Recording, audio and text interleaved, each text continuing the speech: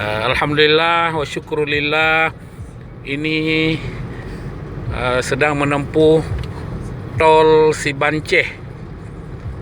Sibanceh artinya baru lahir, dia baru Ceh. Kalau singkatannya Sibanceh, Sigli Banda Aceh.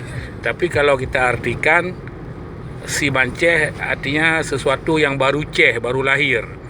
Jadi udah 75 tahun merdeka, tol ini baru Ceh. Kemarin diresmikan oleh Presiden Jokowi. Ini merupakan seksi keempat dari 4 seksi tol dari Sigli ke Banda Aceh. Alhamdulillah wa syukurillah, kita bisa menikmati